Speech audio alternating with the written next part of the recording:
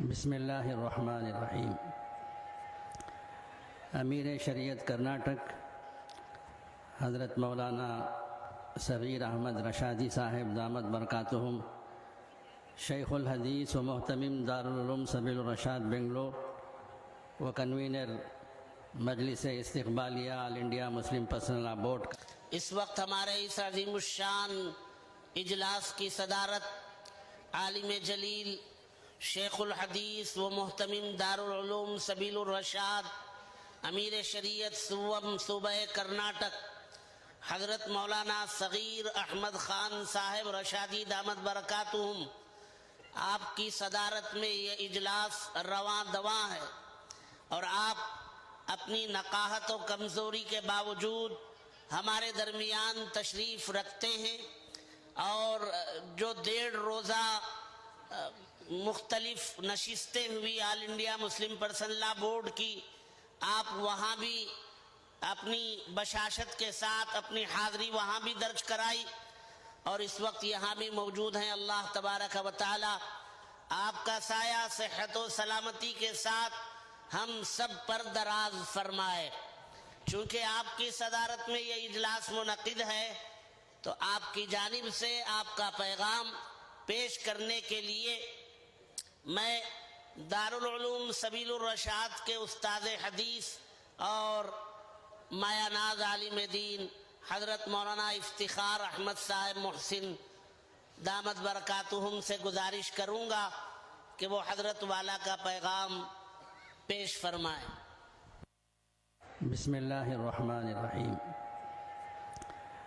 امیر شریعت کرناٹک حضرت مولانا صغیر احمد رشادی صاحب دامت برکاتہم، شیخ الحدیث و محتمم دارالعلوم سبیل الرشاد بنگلور و کنوینر مجلس استقبالیہ آل انڈیا مسلم پرسنل لا بورڈ کا پیغام۔ برموقع 29واں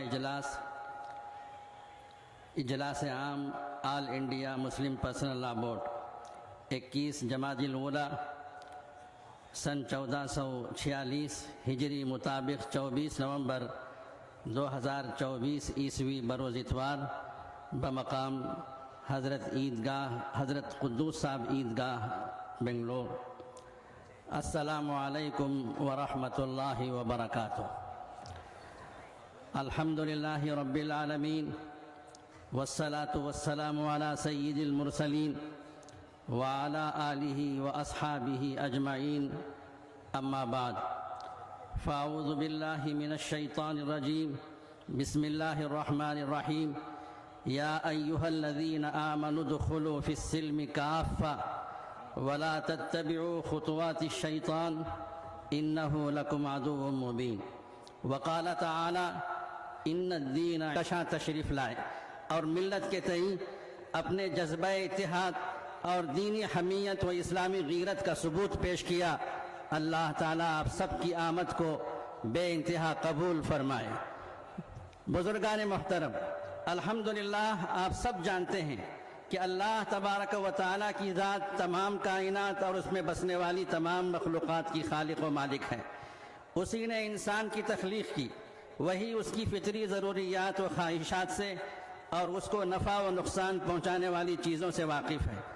چنانچہ خود اللہ تعالیٰ نے انسان کو دنیا میں کامیابی کے ساتھ زندگی گزارنے کے احکام اور طریقے بھی قرآن و حدیث کے ذریعے بتا دیے۔ ان تمام طریقوں پر چلنا ہی مذہب اسلام ہے۔ باری تعالیٰ کا فرمان ہے، ان الدین عند اللہ الاسلام، یعنی اللہ کے نزدیک زندگی گزارنے کا جو معتبر طریقہ ہے وہ صرف مذہب اسلام ہے۔ اسلام کے مختلف شعبے ہیں، ان شعبوں میں ایک شعبہ انسانی سماج و معاشرے سے متعلق ہے۔ اللہ نے قرآن و حدیث میں اس سے متعلق صریح احکام نازل فرمائے ہیں، مثلا نکاح، طلاق، خلا، فسخ، زہار، رضاعت، حضانت، وصیت، ہبہ اور وراثت وغیرہ۔ انہی احکام اور قوانین کا نام مسلم پرسنل لا ہے۔ محترم حاضرین، چونکہ ہمارا یہ وطن عزیز اس میں بسنے والے تمام باشندوں کی مشترکہ جد و جہد و قربانیوں سے آزاد ہوا تھا، اس کو مد نظر رکھتے ہوئے اس ملک کے مجاہدوں اور دور اندیش معماروں نے تمام باشندگان ملک کے مذہبی جذبات کا خیال رکھتے ہوئے ملک کے دستور کو جمہوری بنیاد پر مرتب کیا۔ انہوں نے یہ سمجھا اور بالکل خوب سمجھا کہ اس ملک کی بقا و سلامتی اور خوبصورتی و ترقی اس کو سیکولر بنائے رکھنے میں ہے۔ چنانچہ ہمارے ملک کا یہ دستور جہاں ہر باشندے کو اپنے اپنے مذہب و عقیدے پر عمل کرنے کی مکمل آزادی دیتا ہے، وہیں ہم مسلمانوں کو خدا کی طرف سے نازل کردہ شریعت پر چلنے اور اس کی تبلیغ و ترویج کی بھی اجازت دیتا ہے، اور الحمدللہ مسلمان شریعت پر برابر عمل کرتے آ رہے ہیں اور آئندہ بھی عمل کرتے رہیں گے انشاءاللہ۔ لیکن جیسا کہ آپ جانتے ہیں کہ آج سے تقریباً 52 سال پہلے بعض فرقہ پرست ملک دشمن عناصر نے منصوبہ بند سازش کے تحت متبنہ بل کے سہارے ہماری شریعت میں مداخلت اور ترمیم کی کوشش کی، تو ملک کے باشعور مسلمان بے چین و بے تاب ہو گئے۔ اس وقت کے دینی حمیت و اسلامی غیرت رکھنے والے بیدار مغز علماء و دانشوران ملت نے شریعت محمدی کی حفاظت کی خاطر اس کی ان تمام خدمات کو پائیدار رکھے۔ معزز حاضرین، دوسری اہم اور ضروری بات یہ ہے کہ سب سے پہلے مسلمان اپنی شریعت پر پوری طرح عمل کرنے کا تہیہ اور عزم کر لیں تو دنیا کی کوئی طاقت ہمیں روک نہیں سکتی، بلکہ ہم اپنے برادران وطن کی بھی ہدایت اور اخروی کامیابی کا سبب بنیں گے۔ مگر یہ کڑوی سچائی ہے کہ ہم خود ہی اللہ اور رسول کے احکام کو توڑتے ہیں، عورتوں کے ساتھ ظلم و زیادتی کرتے ہیں، بیٹیوں کو میراث نہیں دیتے، بیوہ کو اس کے حق سے محروم کرتے ہیں، شادیوں میں فضول خرچی و اسراف کرتے ہیں اور جوڑے جہیز کا مطالبہ کرتے ہیں، حتیٰ کہ اوقافی جائیدادیں تک جو در حقیقت اللہ کی ملکیت ہیں وہ بھی ہماری خیانت سے محفوظ نہیں ہیں، جو قطعاً ناجائز اور حرام ہے۔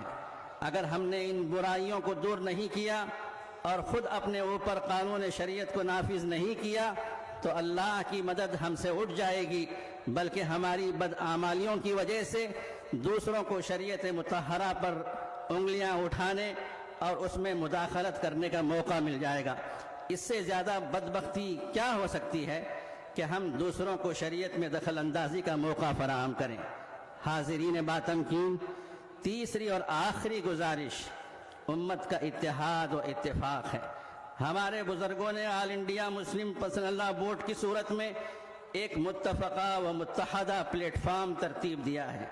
ہماری سب سے اہم ذمہ داری ہے کہ خدا را اس کی حفاظت کریں، اسی میں ہماری کامیابی ہے۔ اپنی صفوں میں دراڑ پیدا ہونے نہ دیں۔ اللہ تعالیٰ کا ارشاد ہے وَلَا تَنَازَعُوا فَتَفْشَلُوا وَتَذْهَبَ رِيحُكُمْ، اور آپس میں نہ جھگڑو پس تم بزدل ہو جاؤ گے اور تمہاری ہوا اکھڑ جائے گی۔ محترم صدر و اراکین بورڈ، ہم سرزمین حضرت ٹیپو سلطان شہید رحمت اللہ علیہ کے باشندے ہیں، اور اس اہم موقع پر ہم سب بیک آواز یہ اعلان کرتے ہیں کہ ہم اپنے آپسی اتحاد کو کبھی ٹوٹنے نہیں دیں گے انشاءاللہ۔ سب کہیں انشاءاللہ۔ شریعت مطہرہ پر کوئی آنچ آنے نہیں دیں گے انشاءاللہ۔ اگر شریعت کی حفاظت کی خاطر ہم کو اپنی جانیں قربان کرنی پڑے تو ہم اپنی جانیں قربان کر دیں گے انشاءاللہ۔ محترم حاضرین، یاد رکھیے مسلم پرسنل لا کی حفاظت در حقیقت شریعت مطہرہ کی حفاظت ہے۔ مسلم پرسنل لا کی حفاظت ہماری مساجد و مکاتب و عیدگاہوں کی حفاظت ہے۔ مسلم پرسنل لا کی حفاظت ہمارے مدارس و خانقاہوں کی اور یتیم خانوں کی حفاظت ہے۔ مسلم پرسنل لا کی حفاظت ہمارے مزارات و قبرستانوں اور امام باڑوں کی حفاظت ہے۔ مسلم پرسنل لا کی حفاظت ہمارے تمام اوقافی جائیدادوں اور اسلامی و مذہبی ورثے کی حفاظت ہے۔ الغرض مسلم پرسنل لا کی حفاظت ہمارے ایمان و اسلام کی حفاظت ہے۔ اس موقع پر ہم عہد کرتے ہیں کہ آل انڈیا مسلم پرسنل لا بورڈ کے شانہ بشانہ قدم سے قدم ملا کر کھڑے رہیں گے انشاءاللہ۔ بورڈ کی جانب سے جب بھی جو بھی ہدایت دی جائے گی اس پر ہم دل و جان سے عمل کریں گے انشاءاللہ۔ کہیے آواز سے، ہاتھ اٹھا کر کہیے انشاءاللہ۔ میں آخر میں پھر ایک بار صدر محترم و جملہ اراکین بورڈ کا شکر گزار ہوں کہ آپ نے پرسنل لا بورڈ کے اس تاریخی اجلاس کے لیے یہ تیسری مرتبہ ہماری ریاست اور بالخصوص ہمارے اس شہر گلستان بنگلور کو منتخب کیا، اور بورڈ کی خاص مشاورتی مجلسوں کے انعقاد کے لیے ریاست کی مرکزی دینی درسگاہ دارالعلوم سبیل الرشاد کو خدمت کا موقع عنایت فرمایا۔ ہم اس پر بے حد مشکور و ممنون ہیں۔ اللہ تعالیٰ اس اجلاس کو اپنے مقاصد میں بھرپور کامیاب کرے، کہیے آمین، اور پورے ملک میں صالح انقلاب پیدا ہونے کا ذریعہ بنائے، اور سارے باشندگان ملک کو اپنے اپنے مذہب پر پورے اطمینان کے ساتھ عمل کرتے ہوئے زندگی بسر کرنے اور پورے ملک میں امن و امان اور آپسی بھائی چارے کے قائم رہنے کا ذریعہ بنائے، آمین۔ نور خدا ہے کفر کی حرکت پہ خندزن، نور خدا ہے کفر کی حرکت پہ خندزن، پھونکوں سے یہ چراغ بجھایا نہ جائے گا۔ وآخر دعوانا الحمدللہ رب العالمین۔ اس وقت